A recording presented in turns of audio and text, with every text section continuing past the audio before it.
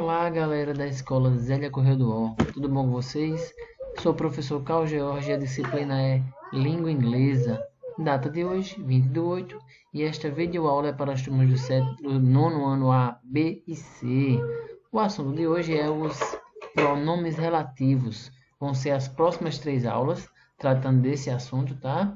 E uma coisa importante, quando fizer sua tarefa, coloque o cabeçalho completo, nome, turma, escola e o mais importante, aula 13, que aí fica mais fácil para eu corrigir a tarefa de vocês, tá? Vamos deixar de conversa e vamos lá. Pronomes relativos, tá? Vamos ver o que é. Eu vou falar algumas coisas sobre ele e daí a gente vai entender o que é e como funciona. Vamos ver a frase? A frase tem em português e inglês, tá? John is the man who suffered the accident. Que significa John é o homem que sofreu o acidente. Um pronome relativo é essa palavrinha em vermelho que liga essas duas partes da frase, tá? Aí eu vou explicar direitinho o que ela significa. Segunda frase. Então, ó, essa palavra sempre explica ou define o substantivo anterior, ó. John is the man que. Esse que está explicando a palavra anterior, que é a palavra man, que em português significa homem, tá? Segunda frase.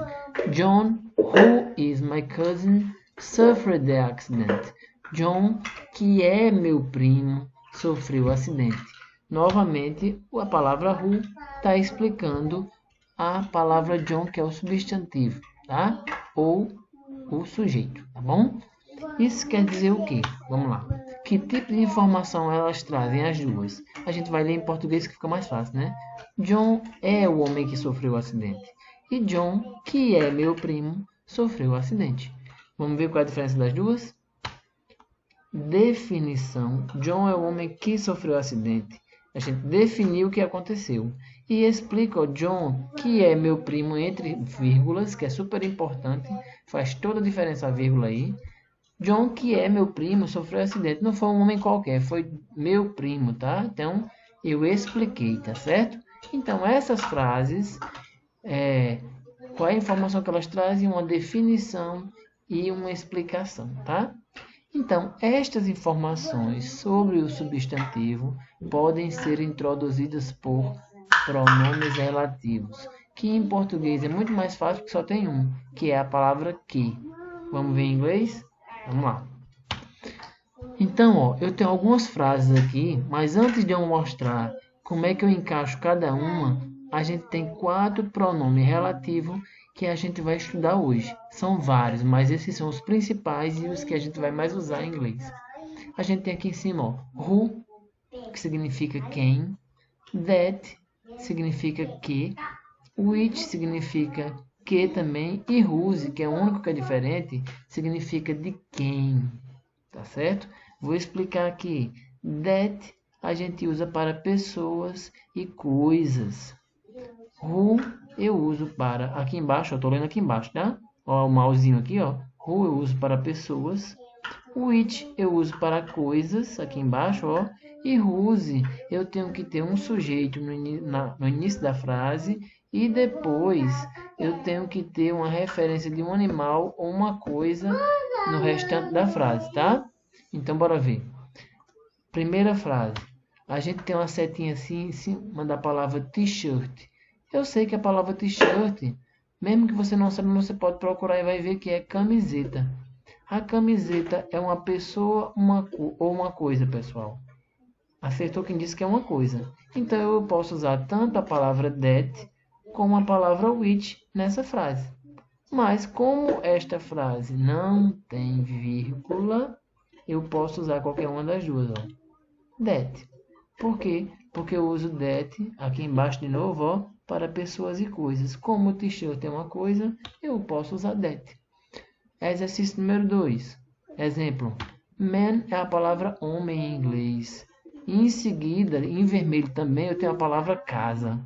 Se eu tenho um sujeito que é a palavra homem, tem a palavra casa no outro lado, a gente tem aqui, ó, sujeito, que é o homem, mais animais ou coisas que casa. Então, eu vou usar whose, ó, porque é assim, ó. o homem de quem a casa foi explodida, tá certo? Então eu tenho a referência aqui, olha para o meu mouse, do sujeito homem e o objeto casa em seguida. Por isso que eu vou usar o quê? Whose, ó. Vou usar o quê? Whose. Muito bem. My sister. Veja que tem os dois, ó. Os dois negocinhos aqui, ó, para poder usar whose, tá? My sister. Sister, se você for ver, é irmã. Irmã é uma pessoa. Só que você pode perguntar, professor, se that eu posso usar para pessoas e coisas, tanto faz eu usar that como faz eu usar who, não é isso? Só que tem um probleminha aqui, tá? Quando a gente tem uma frase com vírgulas, a gente só pode usar a palavra who, tá certo? Se eu tiver uma pessoa na frase, mas estiver entre vírgulas, eu só posso usar who. Do mesmo jeito no exemplo 4, ó, tem vírgula. Aqui a palavra projeto é uma coisa. Aí você poderia dizer, professor, então eu posso usar that, que está aqui embaixo, ó, como eu posso usar which? Não, porque se a frase tiver vírgula, eu sou obrigado a usar a palavra específica, o que tem coisa, tá? Que é which, tá certo? Eu espero que tenha ficado clara a explicação. Você pode voltar ao vídeo e dar uma olhadinha com mais calma, tá? Então bora lá. Copia a explicaçãozinha aqui para a tarefa, tá? Aula 13, copia esta telazinha aqui e copia o exercício, tá certo? Aqui eu deixei, ó, em vermelho as palavras-chave que você pode usar para saber se a referência é de pessoa ou coisa ou pessoa com objeto, tá? Então, eu vou fazer o primeiro.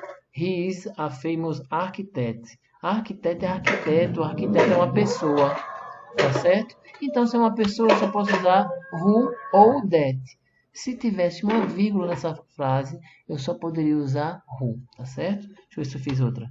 Não. Então, ó, você vai copiar a tabelinha e vai copiar o exercício, certo? Um abraço para vocês. Tchau.